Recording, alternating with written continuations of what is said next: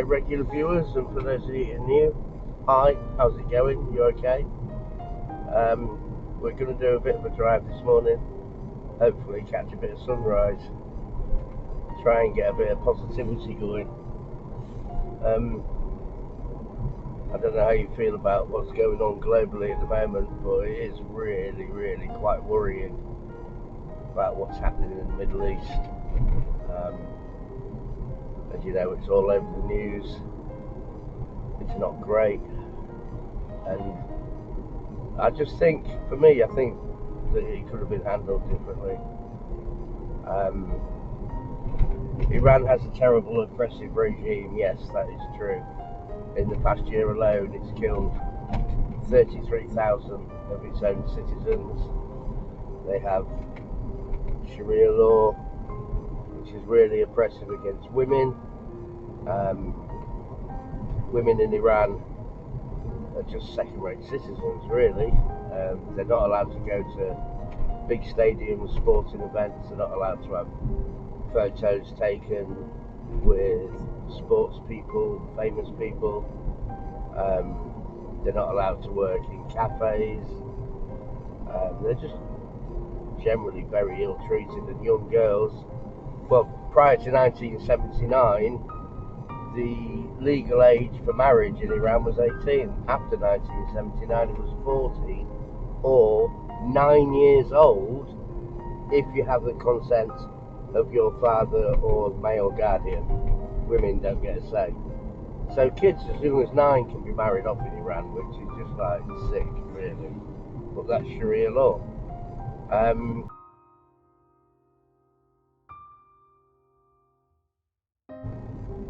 So it is a pretty brutal, pretty horrible regime. It carries out executions, usually around 2,000 a year, and the way it executes people is by hanging them from a crane. Yeah, I mean, there's some people in this country, naming one in particular who just died at the weekend, had to hung him from a crane. But you can get hung from a crane for quite ridiculous crimes in Iran. So yeah, it's not a great regime, but it's not the only one that isn't. North Korea, for example, terribly oppressive dictatorship that just treats its citizens like second-rate cattle, really.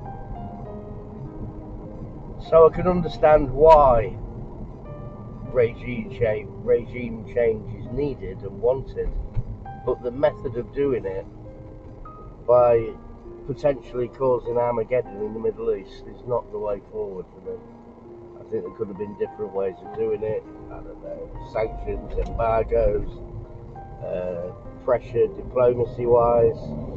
I just don't advocate bombing the shit out of a country because you don't like it.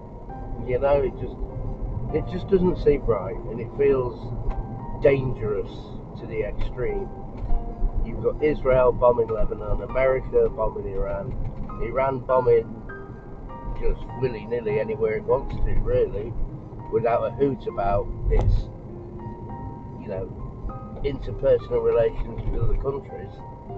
That don't seem to matter. They're just fighting back in a throwing everything everywhere kind of fashion. And it's dangerous, and it's worrying. I'm worried. I am actually worried globally about what's happening, especially when you've got an American general, and you can look this up because it's true. One American general actually believes, and he said this quite openly, that the campaign against Iran will bring about Armageddon in the Middle East and the second coming of Christ. So these are fundamentalist Christians bombing fundamentalist Muslims and trying to have the moral high ground, which just doesn't seem, it just seems a bit wrong. It is wrong in so many different ways. And I used to live in Israel. I lived in Israel for 2 years. When I was 19, I went to work on a kibbutz there and had an amazing experience and a wonderful time. And it's a beautiful country, Israel is, and it's, as you know, packed, and I mean packed. Oh, we've got a bit of a strike. An official picket.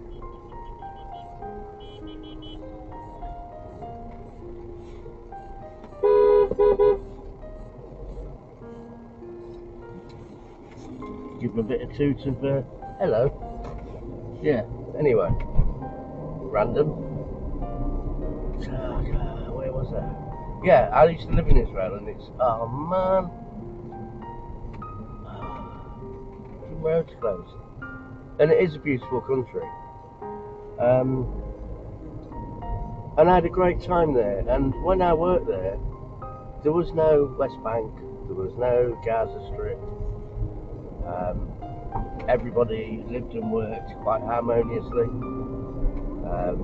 We had Arabs that worked on our kibbutz, along with the Israelis. We could go anywhere we want without any kind of restrictions or anything like that. And it's all so different now, so different, and it's really upsetting when you've experienced and you know how different it could be, and it could be so different, and it's just been, I don't think Yasser Arafat and all that lot was probably instrumental in what's happened, and, you know, it's just really gone massively backwards, politically, socially, and economically as well.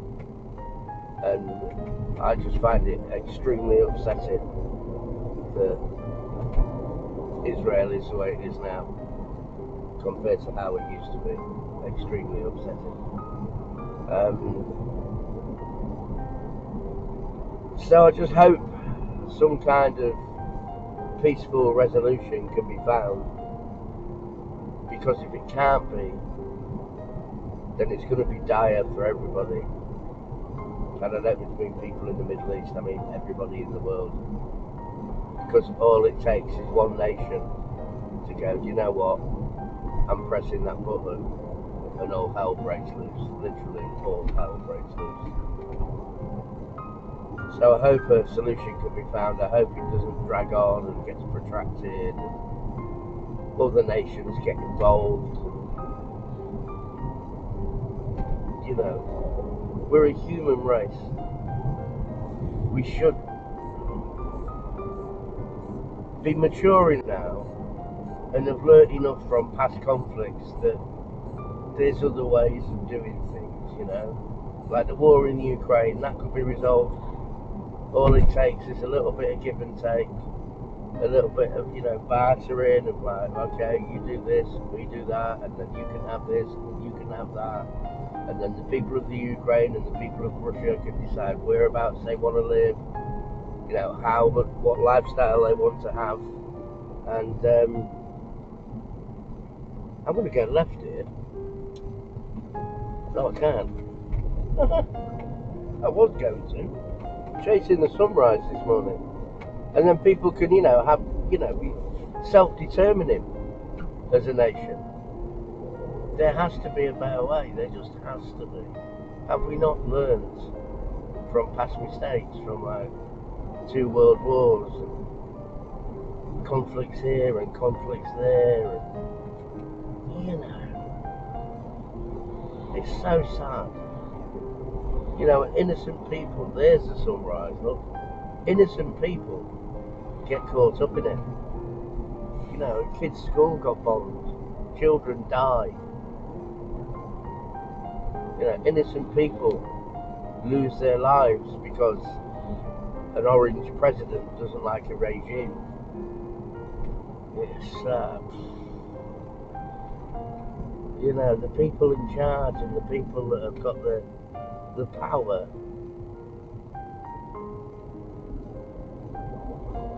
to do this kind of thing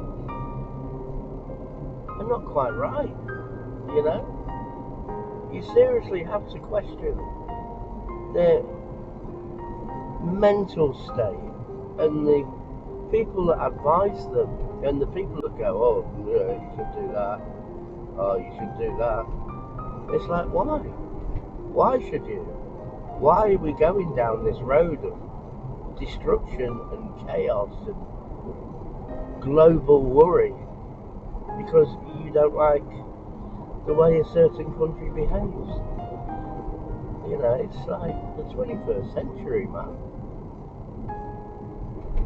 And I feel sorry for people in the military that have to follow orders that they don't necessarily want to follow or believe in. You know, you're a soldier, or you're in the Navy, or you're in an Air Force, and it's like, you know, you do what you're told, you follow orders blindly, but when you're bombing places where innocent people could get caught up and lose their lives, and it's like, how does that sit with you? I mean, are you alright with that? I don't think I would be. You know, and I have great respect for anybody in the military that, you know, puts their life on the line, ultimate sacrifice and bravery.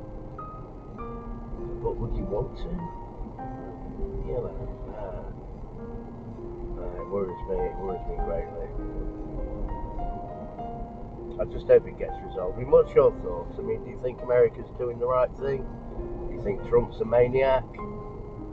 Or maybe mentally not very well, as some people have suggested? It's just, there is a better way. There's always a better way. You know, the way that is being done at the moment is not the most ideal at all, and I think we all know that. So, yeah, that's my take on that anyway.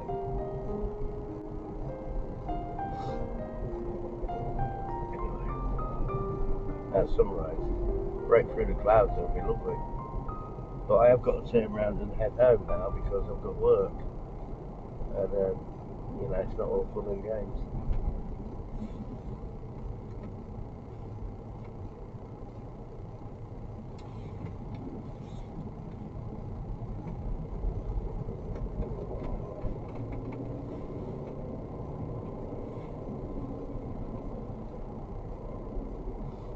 So yeah, that's what's going on there.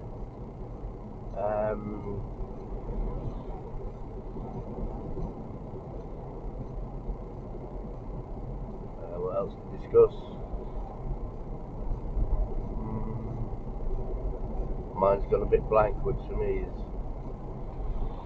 nothing new. What do you think? Oh, nice Mustang.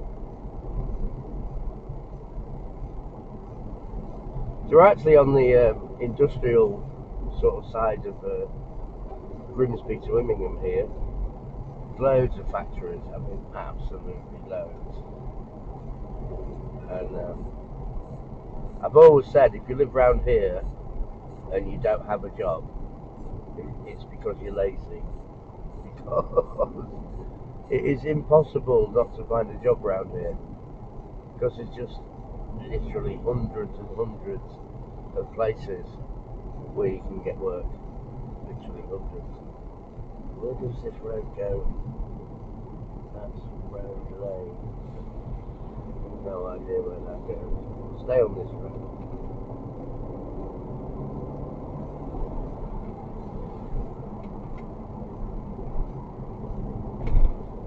I mean, some areas of it's not exactly pretty, but it's home. But not far of a drive outside of Immingham.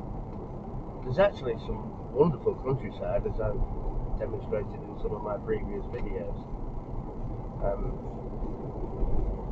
Some deer in the field there. There's 5 deer in the field to my right, just grazing on the grass. How lovely. But yeah, there are some nice places to go and have a look at pretty close by, actually, and there's some lovely country walks as well. Loads of history, so it's quite an interesting place to live. It's my home and I love it, and I wouldn't want to live anywhere else. I've lived all over the world, as I mentioned earlier. I've lived in Israel, I've lived in America, I've lived down south on the coast, I've lived in Yorkshire, travelled all over Europe, but there's no place like home, is there? And I moved back here, what, 10, 11 years ago? Maybe 12?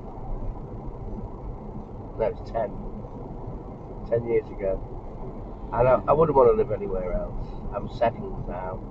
I've been in the house I'm in for 9 years. I've made loads of really good friends and reconnected with people that I went to school with.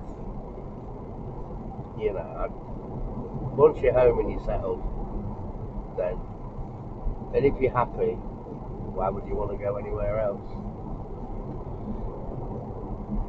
You wouldn't, would you? You know.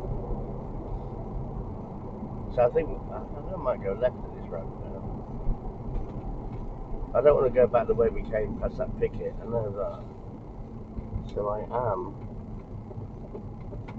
Ah, that's a dead end as well. Oh, well, there you go. Okay, so I think I'll call it quits there because I've got to turn around and go back the other way and back through that picket. So we'll leave it there. Thanks for watching. Hope you're all well. Hope you're happy. Take care of each other. Be nice to each other. And ciao for now.